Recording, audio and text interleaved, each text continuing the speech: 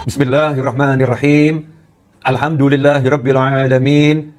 Allahumma shalli wa sallim ala sayyidina Muhammadin miftahi babi rahmatillah adada ma fi ilmillah salatan wa salaman daimaini bidawami mulkillah wa ala alihi wa sahbihi. Assalamualaikum warahmatullahi wabarakatuh. Ikhwani rahimakumullah, kita mengerti bahwasannya hidup di dunia ini usia kita terbatas. Dan kita pasti akan kembali pada Allah Subhanahu wa taala. Dan semua berharap punya usia yang panjang, hidupnya enak, hidupnya nikmat, dan masuk surga insyaallah di penghujungnya, amin. Tapi yang jadi masalah, kita ini punya banyak salah. Yang jadi masalah, kita punya banyak salah. Kepada Allah Subhanahu wa taala, kita punya salah yang luar biasa. Tiap hari kita sadar itu kita banyak dosa. Banyak larangan Allah yang kita langgar, perintah Allah yang kita abaikan. Ikhwani rahimakumullah, saya mau ambil permisalan ini. Saya punya teman, kemudian saya punya salah pada teman saya. Teman saya ini biasanya telepon saya, biasanya kirim-kirim hadiah. Tapi ketika saya punya salah kepada teman saya tersebut, dan itu membuat beliau kecewa, maka kalau saya tidak segera minta maaf dan mengejar maafnya, bisa jadi teman saya tersebut tidak akan telepon saya lagi. Teman saya tersebut tidak akan kirim-kirim pesan lagi. Teman saya tersebut tidak akan kirim-kirim hadiah lagi. Kenapa? Karena dia lagi marah kepada saya. Dia lagi marah kepada saya. Dalam hubungan sosial bermasyarakat, kalau kita punya salah kepada seseorang, maka kita akan berjuang untuk meminta maaf dan mendapatkan maafnya. Seorang suami, dia berjuang untuk mendapatkan maaf istri. Seorang istri berjuang untuk mendapatkan maaf suami. Seorang anak berjuang untuk mendapatkan maaf ayah. Seorang karyawan berjuang untuk mendapatkan maaf atasan. Semua itu demi hubungan yang baik dan menyenangkan. Tapi masalahnya kok nggak begitu ya kalau kita punya salah sama Allah Ta'ala. Kenapa kita nggak mengejar ampunan Allah? Kenapa kita nggak mengejar maaf Allah? Apakah memang kita siap dimarah oleh Allah Subhanahu wa taala? Apakah kita memang siap mendapatkan siksa? Na'udzubillah min dzalik. Ikhwani rahimakumullah. Inilah sumber berbagai permasalahan. Inilah sumber berbagai hal yang tidak menyenangkan dalam kehidupan dunia kita. Berbagai hal yang tidak kita inginkan dalam kehidupan dunia. Sehingga Allah memberi kita hukuman-hukuman untuk menghapuskan dosa kita tersebut. Ya Allah memberi kita berbagai ujian untuk menghapuskan dosa-dosa kita tersebut. Tentunya kita pengen, ya, tidak diberi ujian yang tidak menyenangkan. Kita pengen dosa kita terampuni dan kita hidup dalam keadaan senang. Dan sebetulnya itu sudah diajarkan oleh Allah Subhanahu wa taala bahkan kepada baginda Muhammad sallallahu alaihi wasallam yang maksum, yang terlindungi dari berbagai kesalahan dan tidak mungkin berbuat dosa. Allah sendiri dalam surat Muhammad ayat 19, Allah memerintahkan Nabi Muhammad SAW untuk beristighfar, minta ampun kepada Allah Subhanahu wa taala sebagaimana Allah wahyukan, fa'lam annahu la ilaha illallah wastaghfir li dzambika walil mu'minina wal mu'minat. Kata Allah Subhanahu wa taala, fa'lam, ketahuilah sungguhnya tidak ada Tuhan kecuali Allah, wastaghfir li dzambika, dan beristighfarlah, minta ampun untuk kesalahanmu, walil mu'minina wal mu'minat, dan untuk kesalahan dosa-dosa orang yang beriman baik laki-laki maupun perempuan. Rasulullah SAW tidak pernah berbuat salah, tidak pernah berbuat dosa. Tetapi untuk memberikan contoh kepada umatnya, kepada kita semua, Allah Subhanahu wa taala merintahkan Rasul untuk beristighfar. Dan sebuah kemuliaan, Allah juga merintahkan Nabi Muhammad SAW untuk memintakan ampun bagi seluruh mukmin laki-laki maupun perempuan. Rasulullah mintakan ampun untuk umatnya. Ini kemuliaan buat kita semua, dimintakan ampun oleh Nabi Muhammad SAW. Maka ketika Nabi SAW ditanya, ya Rasulullah, apakah engkau beristighfar kepada Allah Subhanahu wa taala? Maka Rasul menjawab, iya. Di antaranya Nabi Muhammad SAW disebutkan, idzan sarafa min salatihi istaghfara thalatha. Rasulullah SAW itu manusia, makhluk Allah yang sholatnya terbaik dari semua makhluk Allah Ta'ala. Tetapi selepas salam, Rasulullah SAW istighfar, minta ampun sama Allah, astagfirullah, astagfirullah, astagfirullah. Selepas sholat, istighfar, astagfirullah, astagfirullah, sama 3 kali sebelum melakukan yang lain. Wa an Abi Hurairah radhiyallahu anhu, juga disebutkan dari Abu Hurairah radhiyallahu anhu, qala sami'tu Rasulullah sallallahu alaihi wasallam yaqul, aku mendengar bahwasannya Rasulullah sallallahu alaihi wasallam bersabda, wallahi inni la astaghfirullah wa atubu ilaihi fil yaumi aktsar min 70 marrah, rawahul Bukhari. Demi Allah, sesungguhnya aku itu setiap hari beristighfar dan dan bertobat kepada Allah Ta'ala, minta ampun dan bertobat kepada Allah Ta'ala, aktsar min sab'ina marrah, lebih dari 70 kali.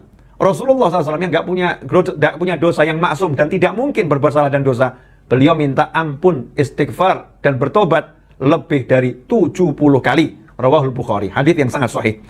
Dalam hadis yang lain, Sayyidina Abdullah bin Umar radhiyallahu anhuma berkata, "Kunna na'udu li Rasulillah sallallahu alaihi wasallam fil majlis mi'ah marrah." Dahulu kami menghitung sekali duduk Nabi Muhammad SAW itu membaca 100 kali kalimat seperti ini. Rabbighfirli wa tub alayya innaka antat tawwabur rahim. Rabbighfirli, ya Allah ampuni aku, wa tub alayya, dan berilah aku taubat, terima taubatku, innaka antat tawwabur rahim. Sungguhnya engkau maha menerima dan beri taubat, dan engkau maha penyayang. Nabi kita Muhammad SAW yang suci, yang dilindungi oleh Allah SWT dari segala hal. Rasulullah istighfar sekali duduk 100 kali. Ikhwani rahimakumullah. Hadis ini diriwayatkan oleh Abu Dawud, Tirmidzi, dan juga ulama-ulama yang lain. Kemudian kalau kita setelah mendengar hadis-hadis yang saya sebutkan di atas, malu rasanya kita ini. Dosa kita banyak, salah kita banyak, salat kita belum benar, mata kita maksiatnya, Masya Allah, lewat handphone, lewat tablet, lewat nyata, mata kita ini berkeliaran pada hal yang tidak diridhoi Allah Ta'ala, yang haram, seringkali kita lakukan. Tetapi mana istighfar kita? Mana minta ampun kita pada Allah Subhanahu Wa Ta'ala? Mana kita meneladani Nabi Muhammad SAW? Kita duduk, bahkan duduk itu kita tidak baca kalau mau bangun. Ya, orang mau bangun dari duduk disunahkan baca doa kafaratul majlis. Bangun dari duduk itu disunahkan baca doa kafaratul majlis. Cuma 1 kali. Subhanakallahumma bihamdika asyhadu an la ilaha illa anta astaghfiruka wa atubu ilaik. Ini 1 kali kalau mau bangun dari duduk. Kapanpun duduknya, dimanapun duduknya, disunahkan baca doa kafaratul majlis. Sehingga kalau kita baca doa itu, apa yang terjadi di majlis dari keburukan, insya Allah diampuni oleh Allah Subhanahu Wa Ta'ala. Itu pun terlewatkan. Habis salam kita bahkan ketika imam astagfirullah, kita nggak ngikuti, kita diam saja, kita melamun. Kita merasa hidup ini seperti nggak perlu minta ampun sama Allah Ta'ala. Nggak perlu kita minta maaf atas kesalahan-kesalahan kita yang begitu banyak pada Allah Subhanahu Wa Ta'ala. Ikhwani rahimakumullah. Tentu ada dampaknya buat diri kita, buat fisik kita, buat jiwa kita, buat seluruh urusan kita, bisnis kita, keluarga kita, dalam kehidupan bermasyarakat. Kesalahan kita pada Allah pasti berdampak. Jika kesalahan kita pada manusia yang lain itu punya dampak yang luar biasa, lantas bagaimana kesalahan kita pada Allah Subhanahu Wa Ta'ala? Rasulullah SAW juga mengajarkan, sebagaimana diriwayatkan oleh Sayyidina Abu Darda radhiyallahu anhu, tentang perintah Allah dalam surat Muhammad ayat 19, wastaghfir li dzambika walil mu'minin wal mu'minat. Allah memerintahkan agar Rasulullah SAW memintakan ampun untuk mukminin dan mukminat. Maka Rasul mengajarkan Nabi Muhammad SAW dalam hadis yang diriwayatkan oleh Abu Darda radhiyallahu anhu, man istaghfara lil mu'minina wal mu'minat kulla yawmin sab'an wa ishrina marrah aw khamsan wa ishrina marrah kana minal ladzina yustajabu lahum wa yurzaqu bihim ahlul ard. Rawahu Tabrani. Hadis riwayat Imam Tabrani.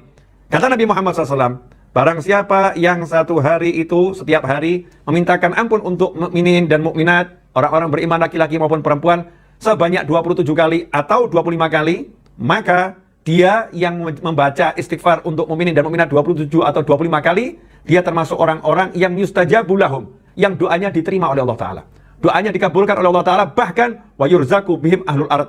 Berkat orang-orang yang seperti itu, yang dibuka bumi ini diberi rezeki oleh Allah Subhanahu Wa Ta'ala. Jadi ini orang-orang yang mulia.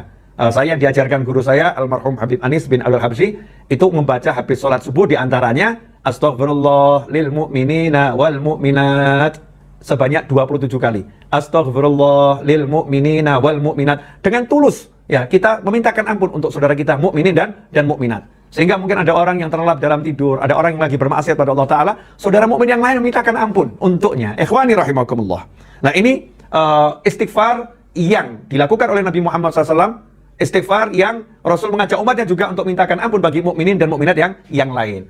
Tentunya setelah mendengar semua ini, kita mudah-mudahan dapat taufik ya untuk memperbanyak istighfar. Nah, apa manfaatnya istighfar?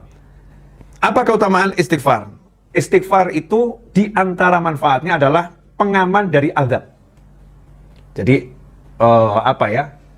pelindung ya dari siksa. Pelindung dari siksa. Dalam surat Al-Anfal ayat 33, Allah Ta'ala menyatakan, "Wa ma kana Allahu liyu'adzibahum anta fihim, wa ma kana Allahu mu'adzibahum wa hum yastaghfirun." Dan Allah tidak akan menyiksa mereka. Ya, Allah tidak akan menyiksa mereka wa anta fihim. Sedangkan engkau wahai Nabi Muhammad SAW masih berada di tengah-tengah mereka. Wa ma kana Allahu mu'adzibahum wa hum yastaghfirun. Dan Allah tidak akan menyiksa mereka sementara di tengah-tengah mereka masih ada orang yang istighfar minta ampun pada Allah Ta'ala. Di antara tafsir ayat ini adalah ayat yang di awal tadi, dan Allah tidak akan menyiksa mereka sementara engkau berada di tengah-tengah mereka, disebutkan ayat ini turun di Mekah saat Nabi Muhammad SAW berada di Mekah. Saat Rasul masih ada di Mekah, maka azab tidak turun kepada orang-orang yang membenci Nabi Muhammad SAW. Nah, setelah Nabi hijrah ke Madinah, azab juga tidak turun kepada orang-orang yang membenci Nabi Muhammad SAW di Mekah. Nggak turun azab kepada mereka semua. Kenapa? Karena masih ada sahabat yang belum hijrah. Masih ada sahabat yang berada di Mekah, dan sahabat ini aktif beristighfar kepada Allah Subhanahu wa Ta'ala. Sehingga para sahabat mengatakan, para tabi'in mengatakan, para ulama mengatakan, siapa yang rajin istighfar, maka dia akan menjadi pengaman untuk dirinya dan untuk keluarganya. Untuk dirinya dan untuk teman-temannya, dari azab yang akan turun kepada dirinya maupun kepada keluarganya, pada teman-temannya, ahli istighfar. Karena itu, ikhwani rahimakumullah, kita sadar kita banyak dosa. Agar kita aman di dunia, aman di akhirat, maka ini pegangan kita, minta ampun sama Allah Ta'ala. Minta ampun, astagfirullah, ya Allah, aku minta ampun kepadamu. Astagfirullah, ya Allah, aku minta ampun kepadamu. Dengan kita hayati dan sungguh-sungguh. Ikhwani rahimakumullah. Kalau kita ini mengalami rezeki yang seret, bisnis yang amburadul, kehidupan keluarga yang porak-poranda, dan hati yang gak enak, hati yang penuh dengan rasa suntuk, yang sedikit-sedikit suntuk, sedikit-sedikit sedih, susah. Ikhwani rahimakumullah, istighfar ini adalah obatnya. Istighfar adalah obatnya. Kita masih ingat bagaimana Nabi Nuh alaihissalam menasihatkan kepada umatnya, dan itu diabadikan Allah Ta'ala dalam surat Nuh ayat 10-12. Faqultu astaghfiru rabbakum innahu kana ghaffara yursilis samaa'a 'alaikum midrara wa yumdidkum bi amwalin wa banin wa yaj'al lakum jannatin wa yaj'al lakum anhara. Kata Allah Ta'ala, Nabi Nuh mengucapkan di situ, faqultu, maka aku Nuh berkata, istaghfiru rabbakum. Kalian semua hendaknya istighfar, minta ampun kepada Tuhan kalian. Saat itu kaum Nabi Nuh mengalami paceklik yang luar biasa. Bertahun-tahun tidak turun hujan, banyak hewan yang mati, banyak tanaman yang mati, tanah kering semua. Sehingga kehidupan ekonomi, kehidupan sosial itu terancam hancur. Saat itulah Nabi Nuh ngasih solusi. Apa solusinya? Solusinya, istaghfiru rabbakum. Minta ampunlah kepada Tuhan kalian. Innahu kana ghafara. Karena Allah itu sangat suka beri ampunan. Allah tuh suka ngasih ampunan. Ada orang yang berat ngasih maaf. Tapi Allah dengan semua kekuasaannya yang maha kuasa, kekuatannya yang maha kuat. Allah dengan semua, yang semuanya adalah miliknya Allah Subhanahu wa Ta'ala. Kita yang salah sama Allah ini, sama Allah disuruh minta maaf sama aku ampuni dan aku suka orang yang minta maaf. Ini saking maha sayangnya Allah kepada kita, semua hamba-hambanya. Kalau itu dilakukan, yursilis samaa'a 'alaikum midrara. Masalah yang nomor satu, tidak adanya air, paceklik yang luar biasa, maka langsung sama Allah Ta'ala diselesaikan. Allah akan mengirimkan hujan yang lebat dari langit untuk menghapuskan semua kekeringan, dan semua sumber air yang kering akan diganti oleh Allah Subhanahu wa Ta'ala. Wa yumdidkum bi amwalin wa banin. Dan Allah akan beri kalian kekuatan, pertolongan, dan dengan memberikan anak yang banyak, harta yang banyak. Bi amwalin, dengan harta yang beraneka ragam dan banyak. Wa banin, dan Allah akan berikan anak keturunan kepada kalian semua. Wa yaj'al lakum jannati wa yaj'al lakum anhara. Allah akan berikan kalian kebun-kebun, dan Allah berikan sungai-sungai yang mengalir di dalamnya. Ikhwani rahimakumullah. Indahnya Al-Qur'an dikatakan di sini, wa yumdidkum bi amwalin wa banin. Allah akan beri kalian kekuatan dengan harta yang banyak dan anak yang banyak. Karena ada orang yang punya harta tapi nggak punya anak. Ada orang yang punya anak tapi nggak punya harta. Maka itu tidak lengkap kebahagiaannya. Tetapi Allah katakan orang yang rajin istighfar ini diberi harta yang banyak dan diberi anak yang banyak. Sehingga anaknya tidak jadi masalah dan hartanya akan bawa kebahagiaan untuknya. Ikhwani rahimakumullah. Sehingga Sayyidina Hasan Al-Basri radhiyallahu anhu, ketika datang orang yang nggak punya anak lapor kepada beliau, wahai imam, saya ini nggak punya anak keturunan, beri saya amalan. Beliau pun mengatakan, bacalah istighfar. Nggak lama datang lagi seseorang yang mengatakan, wahai imam, ya saya ini rezekinya sempit, hidup saya susah, ekonomi saya porak-poranda, beri saya amalan. Imam Hasan Al-Basri pun mengatakan radhiyallahu anhu, bacalah istighfar. Setelah orang-orang itu pulang, murid-muridnya bertanya, wahai imam, setiap orang yang datang, yang satu minta keturunan, yang satu minta rezekinya lancar, kenapa engkau beri amalan yang sama? Ya, amalannya istighfar, bukan amalan yang berbeda. Maka beliau menjawab, yang ngomong bukan saya, tapi yang ngomong Allah Subhanahu wa Ta'ala, yang tercantum dalam surat Nuh ayat 10-12. Di antaranya, wa yumdidkum bi amwalin wa banin. Dan Allah akan beri kalian kekuatan dengan harta yang beraneka ragam dan jumlahnya banyak, dan anak keturunan yang banyak. Ikhwani rahimakumullah.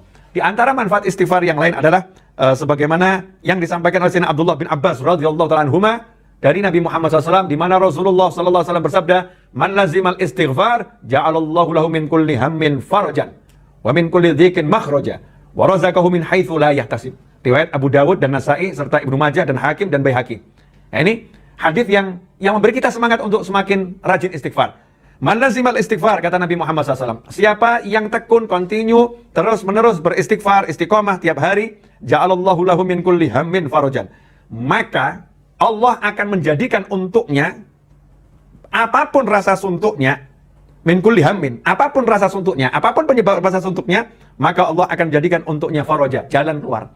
Jadi suntuk itu kalau datang, langsung Allah berikan jalan keluar agar suntuknya hilang. Dihapus suntuknya oleh Allah SWT untuk orang yang ahli istighfar. Wa min kulli dzikin makhraja. Kalau dia dalam kesulitan, dalam kesempitan, kalau kata orang Jawa sudah kepepet, ya tidak bisa gerak, min kulli dzikin, sempitnya luar biasa, makhraja. Allah akan selalu memberikan jalan keluar. Dikasih solusi oleh Allah SWT buat orang yang rajin istighfar. Wa razaqahu min haitsu la yahtasib. Dan untuk urusan rezekinya, tidak pernah dia bisa mikir. Kenapa? Karena Allah akan beri dia rezeki min haitsu la yahtasib. Dari arah yang tidak pernah bisa dia pikirkan. Surprise rezekinya dari Allah SWT. Kejutan-kejutan dari Allah SWT. Min haitsu la yahtasib. Nggak bisa diperhitungkan. Nggak bisa dikira-kira. Allah akan berikan surprise rezekinya untuk orang-orang yang rajin istighfar. Ikhwani rahimakumullah. Sebagai penutup dari kajian kali ini adalah tentang Sayyidul Istighfar. Sayyidul Istighfar ini kalau kita memang nggak bisa baca istighfar banyak-banyak, minimal ya kita baca Sayyidul Istighfar di pagi hari dan di sore hari. Penghulunya semua istighfar. Pemimpinnya semua istighfar. Sebagaimana dikatakan oleh Nabi Muhammad SAW, Sayyidul Istighfar ayyakul al-abd, Allahumma anta rabbi la ilaha illa anta khalaqtani wa ana 'abduka wa ana 'ala ahdika wa 'adika ma sadaqtu. A'udzu bika min syarri ma sana'tu wa abu laka bi ni'matika 'alayya wa abu bi dhanbi faghfir li fa innahu la yaghfiru dhunuba illa anta. Itu namanya Sayyidul Istighfar. Man qalaha fin nahar muqinan biha famata min yaumih qabla an yumsiya fa huwa min ahlil jannah. Kata Nabi Muhammad SAW, siapa yang di pagi hari dia membaca Sayyidul Istighfar tadi dengan penuh keyakinan, bacaan ini penuh keyakinan, minta ampun sama Allah Ta'ala dan pasti diampuni Allah Ta'ala, famata min yaumih, kemudian di hari itu sebelum sempat sampai sore hari dia meninggal dunia, siang hari meninggal dunia, sore hari sebelum matahari tenggelam dia meninggal dunia, fa huwa min ahlil jannah, maka dijamin dia ahlul jannah. Dia termasuk penghuni surga. Wa man qalaha minal lail fa huwa muqinun biha famata qabla an yusbiha fa huwa min ahlil jannah.